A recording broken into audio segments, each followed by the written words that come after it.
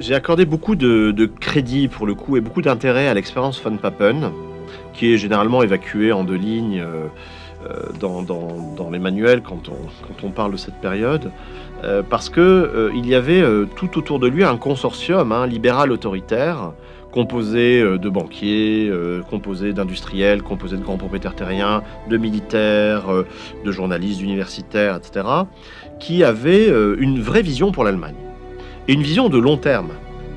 On voit Papen comme un intermède, mais c'est pas du tout comme ça qu'il se comprend.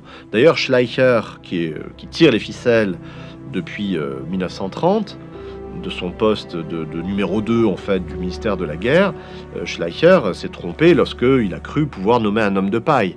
Il le méprisait, il parlait de lui avec beaucoup de condescendance, mais Papen ne s'est pas laissé faire. Et autour de lui, on a des idéologues qui font partie de son cabinet, Edgar Jung en fait partie, mais d'autres également.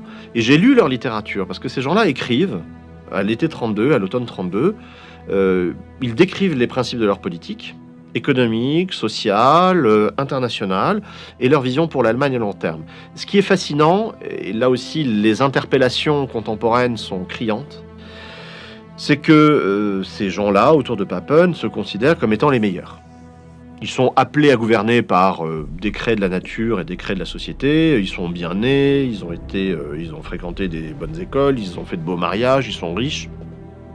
Ils se considèrent comme libéraux autoritaires, puisqu'ils sont libéraux d'un point de vue économique, mais autoritaires d'un point de vue politique. Ils sont assez peu démocrates.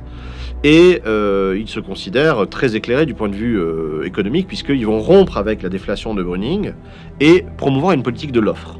Là aussi, écho contemporain assez strident, dans la mesure où, dès le début de septembre 1932, il y a une série d'ordonnances qui vont donner des subventions massives aux entreprises, des crédits d'impôt, pour relancer la machine économique, non pas par la demande, ce qui serait une démarche keynésienne, c'est-à-dire donner de l'argent aux consommateurs, mais par l'offre, c'est-à-dire donner de l'argent aux entrepreneurs, et par ailleurs déréguler massivement d'un point de vue social pour permettre le licenciement, l'embauche, etc. Bref, des choses qu'on connaît très bien dans le monde beaucoup plus contemporain.